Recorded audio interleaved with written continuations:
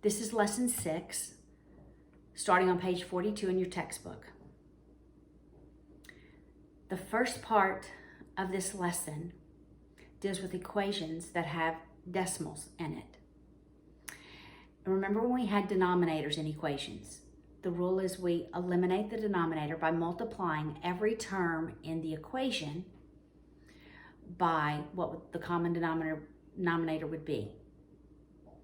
Anytime we have an equation, we're always eliminating denominators. And we're going to do the same thing with decimal places.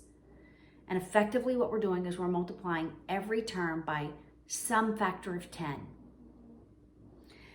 So when you first look at the problem, the equation, you should first find the value that has the greatest number of decimal places. So looking at 6.1 on page 42, that first term has 3 decimal places. That's the most decimal places in any of the terms.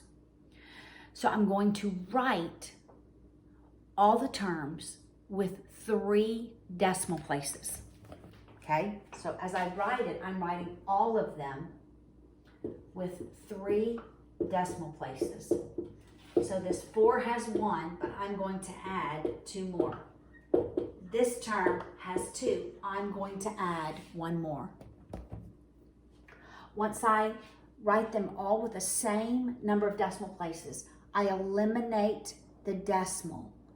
Effectively, what I'm doing is I'm multiplying this term by 1,000, this term by 1,000, this term by 1,000. When I eliminate the decimal, I have to write every digit from the first digit that's greater than 0 to the right. I do not have to write all the zeros before the first digit that's greater than 0. I don't have to write this 0. I have to write every digit from 4 forward. There's no zeros to the left of 2. I'm writing every digit to the right. Okay? I'm writing all those digits to the right of the first one greater than 1, greater than 0. I'm going to subtract 400. This is simple algebra. I'm left with 3x equals 1650. I take 1650, I divide it by 3. My x value is 550. I have solved for x. Okay, that equation was given to you. In 6.2, the equation is not given. It's in a word problem. And so you have to come up with the equation. So read with me on the top of page 43, 6.2. And remember, write as you read. The students found that 0.015 of the teachers were either brave or completely fearless. If 300 fell into that brave or completely fearless, so now they give me how many are brave or completely fearless, 300. How many teachers were there in all? I don't have to eliminate the decimal. It's simple division. I'm dividing by 0.015 on both sides, every term. And so we get 300 divided by 0.015. The number of teachers in all are 20,000. Okay? That was a simple, straightforward one. The next one, my preference is to build a ratio table. All right? An analysis of old women's utterances showed that 0.932 were vaticinal. How about not vaticinal? It's 1 minus that because total is going to be 1.000. All right, so I take 1 minus 0.932, 0.068. If she spoke 2,000 times. In total, 2,000 times. In total during the period in question. How many utterances were not vitisnal? Okay? So it's nice and a nice table. Put an equal sign in the middle and you cross multiply. Okay? Such that we get 2,000 times 0.068 equals 1x. Well, that's just x, right? I don't have to write 1. I'm just multiplying this. 2,000 times 0.068. So x equals 136. That's how many utterances were not vitisnal. 136. If I were asking how many were vitisnal, my x would have been here. I would have ignored this middle. Okay? Let's do that. If they were to ask how many were vitisnal, my x would go here. I ignore the middle. I cross multiply. So it would be 0.932 times 2,000 equals x times 1. Okay? Now the next part of this lesson deals with consecutive integer word problems. All right, so we're going to look at consecutive numbers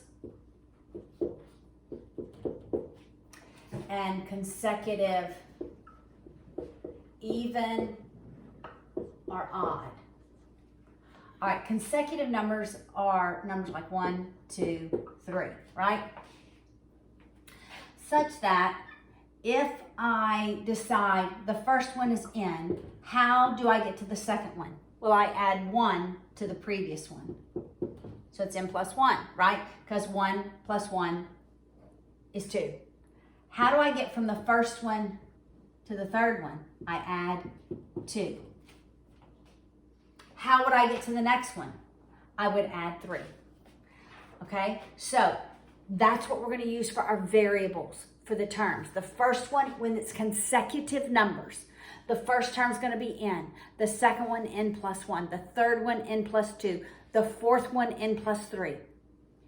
Okay, and you'll see how that will work as we go through the problems.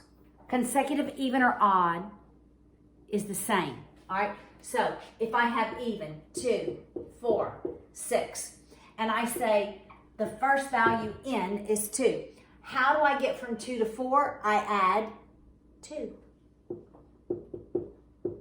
How do I get from 2 to 6? I add 4. So for the even ones, it's n plus 2, it's n plus 4. It's the same with the odd. Odd, 1, 3, 5. If I say number 1, that value 1 is n, what do I have to do to 1 to get to 3? I add 2. What do I get to 1? What must I add to 1 to get to 5? I add 4. Okay, so let's lock that in our brains. Notice that it's the same. For even or odd consecutive integers, it's always the first term is n, the second term is n plus 2, the third term is n plus 4. The fourth term would be n plus 6. Even and odd values are 2 apart. Okay? So now let's work through a problem.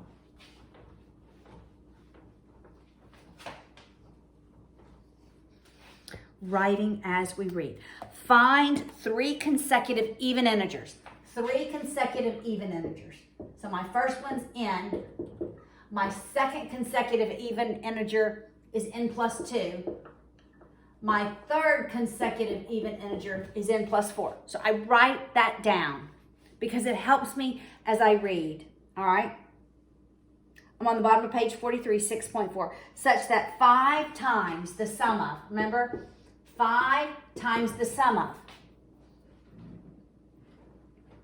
the first term, which is n, And the third term, which is n plus 4, is I have equal 16 greater than, I'm adding 16 to some value, 9 times the second. Okay? I wrote as I read. 5 times the sum of. All right, let's simplify here. I can distribute the 9. That's 9n plus 18 plus 16. I'll distribute the 5. That's 10n plus 20. I'll add the 18 and the 16. That's 9n plus 34. I'm going to move my n's to the left and my constants to the right. So I'm going to subtract 9n on both sides. I'll subtract 20 on both sides. I'm left with n equals 14. I'm not only solving for n, I'm solving for the first 3 consecutive even. If I came out with an odd number, then I've done something wrong because I'm looking for an even number. So what are the first 3 consecutive even numbers? It's 14, 16, 18. That's your answer.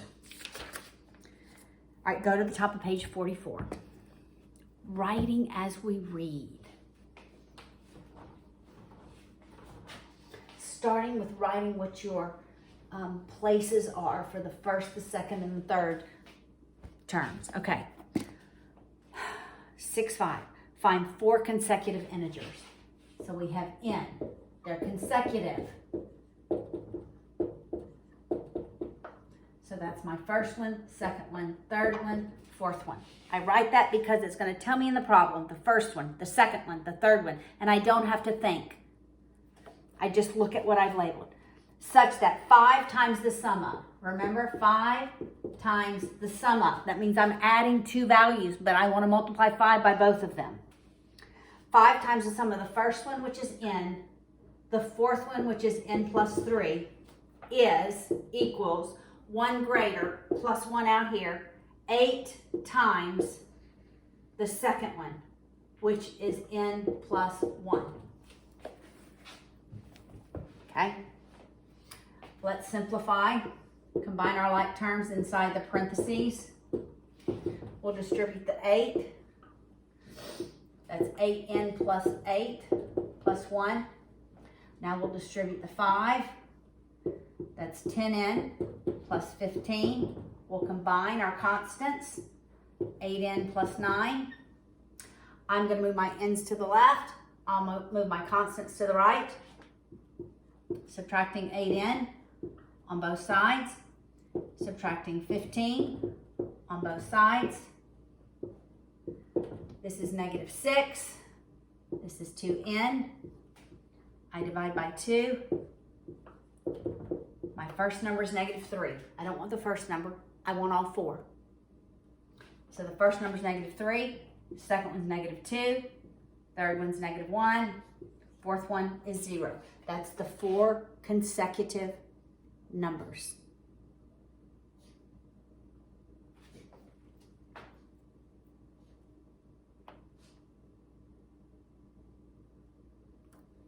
And I did